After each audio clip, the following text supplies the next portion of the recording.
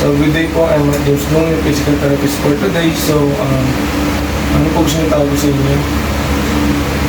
Lola Mona. So, ang gagawin po natin ngayon is mag-assessment po tayo or mag-examination po tayo ng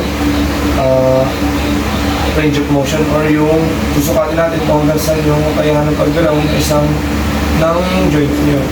So, and also, check din po natin yung strength ng lower body nyo. So, ang muna natin gagawin is yung susukatin mo natin yung range of motion or yung lawak ng paggalaw ng inyong mga joint. So, before po tayo mag-proceed, check ko naman po yung mga vital signs nyo, and then the purpose po nito is para malaman ko po yung kung may limitations pa kayo or may kung meron ba kayong mga restricted movements. So based po sa case, meron kayong Parkinson's disease stage 3. So kaya kailangan ko po sukatin. And meron din pong rigidity or paninigas ng mga muscle sa limbs nyo, sa lower limbs nyo. So yun po. Start na po ako. So ito po yung gamitin ko, yung gamitin. Ito po yung gamitin ko, panukat ng sa ankle nyo. Sisimula ko muna po sa ankle and then sa knees, tapos sa hips po. Okay? Tatanggal na lang po ng sinelas.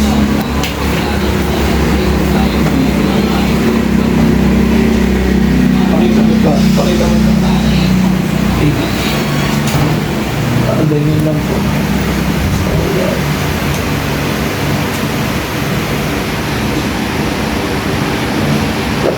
Relax nyo lang po. Angat nyo po. Wait lang po ah.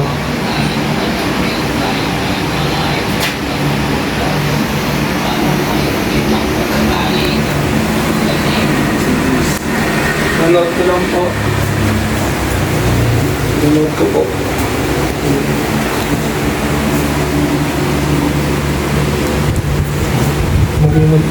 Tutok lang dito sa paan niyo.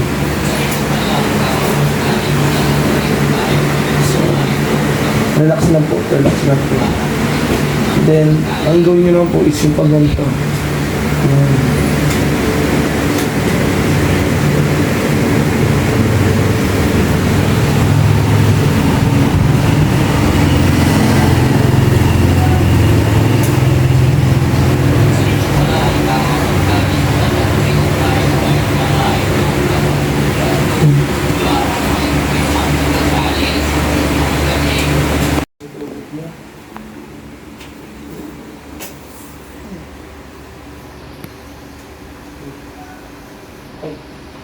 Sa hips na lang po muna tayo. Dito na lang po muna yung sukatin natin. Higa na po, higa na po. Ito yung nagmamitin po nyo.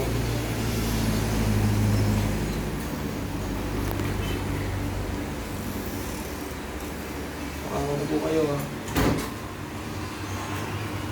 Hirap.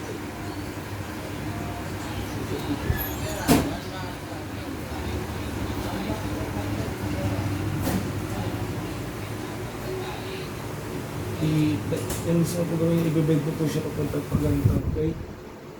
Hanggang saan po kaya nyo? 1, 2, 3. Go po, bend nyo na po. Hanggang saan nyo po kaya.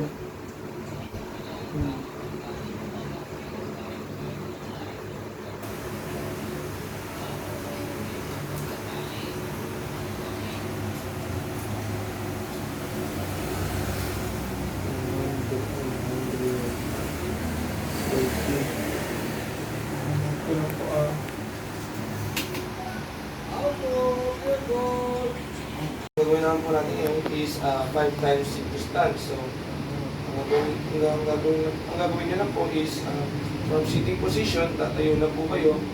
5 times po gagawin, tuloy-tuloy. Kung susukatin ko lang po yung time kung gano'n po katagal mo gagawa yun. Or kung gano'n kabilis mo gagawa yung sitting to standing ng 5 beses. Okay. Pag sinabi ko pong go na po. And then, kapag gagawin niyo po ito, pag-bill natin po kayo para di po kayo pipigil natin dito. Okay? So, 1, 2, 3, go.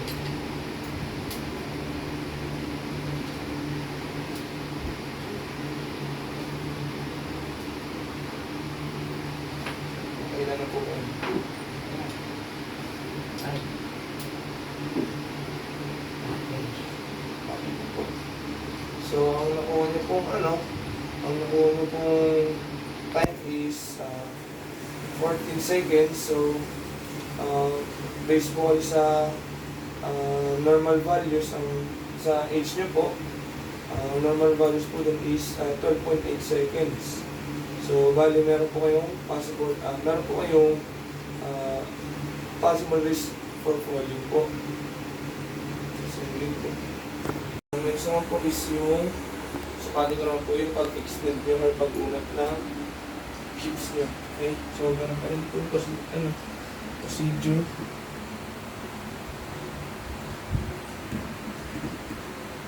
So, angat nyo po ito. Ito po, buong legs po. Yung ganyan. Wait lang okay na po. Sige po, relax na po kayo.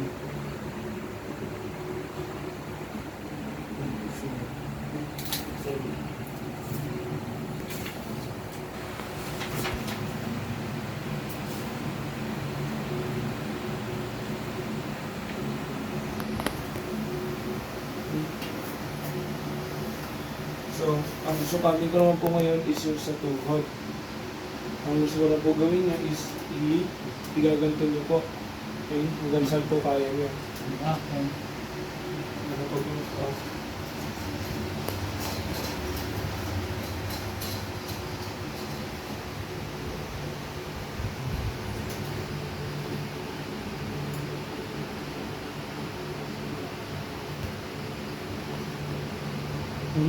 So, i-bend nyo na po.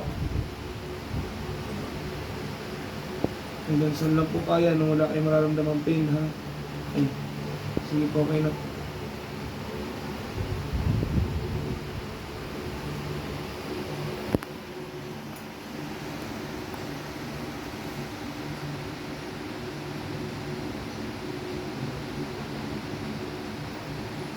Reading lang po.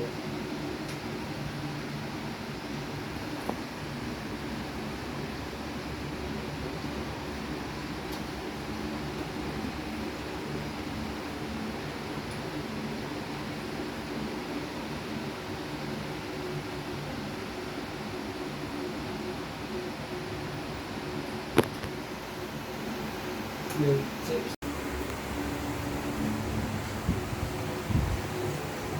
So, gusto ko po i-extend niya po siya kung nasan lang kayo. I-straight na lang po. Straight. Yan. Pero relax muna po kung sabihin ko pag gawin niyo. Itataas. Hindi na po. Ganyan lang po. Nasa lapag lang, nandito lang po yung paano yun. I-straight niyo lang po. Go po. Straight niyo lang po. Hanggang yan niyo lang po. Yan. Hindi po kasama to. Ito lang po. Diba ganyan po. Iunod ko na po. Diretso niyo lang po. Okay? So, relax muna po. Sabi ko pong go. Go po. Go.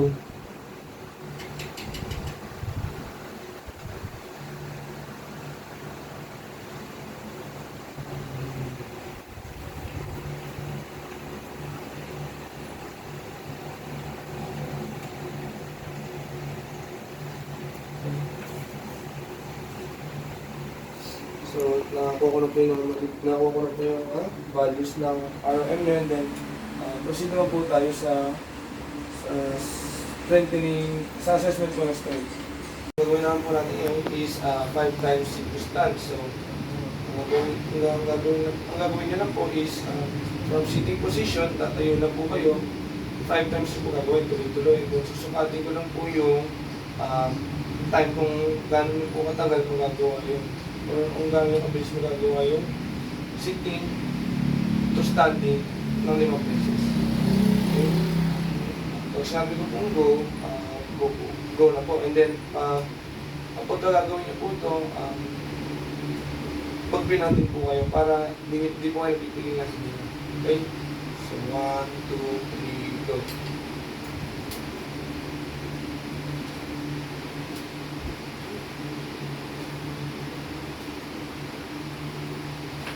Kailan na po kayo?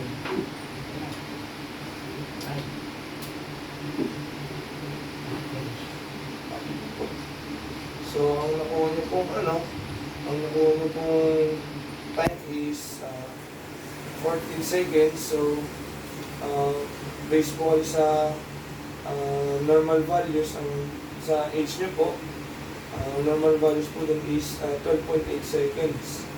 So, bali meron po kayong possible risk for falling po. Next na po natin is yung exercise na po para ma-improve yung strength ng lower body nyo. So, gusto ko lang po gawin nyo is squat po. Tuturo ko yung hanggang form para po malaman nyo yung tamang position kapag mag-squat. So, ganito po dapat. Align po yung legs. Ganyan po. O, hindi po kailangan, bawal po twist yung tuhod paloob or palabas. So, kailangan ganyan na po, and then i-squat mo po kahit ganyan lang po. And then kapag nag-improve naman po yung strength nyo, pwede nyo pa po babaan hanggang sa kung hanggang sa na po kaya nyo ng squat. Okay, so for now, ang gagawin lang po natin is yung maganto lang po. Okay? 10 reps po gagawin nyo. 10 beses po gagawin, and then isang beses na po gagawin yung 10 beses. So, para po hindi kayo matumba sa kapag gagawin nyo yun, dito lang sa tabi nyo lang po. And then, pwede rin po kayo humawak sa pader kapag sa bahay lang po kayo mag-squat. Ganyan lang po kayo sa pader. Ganyan po kayo, and then squat. Pwede rin po nakaharap na gano'n, then squat. Ganyan lang po. So, gawin na po natin ngayon. Try naman po natin ngayon. Hawak po kayo din sa pader. Hindi na. Ayun naman. Okay. Ito naman po sa tabi nyo. Wait lang. Okay. Okay. Start na po. Bilang po kayo ha. Hawak mo ba? Walang bilang. Pwede po. Yan. Up. Ayan po konti. Okay. I-wide nyo po konti yung legs doon. Then, mag-squat po kayo.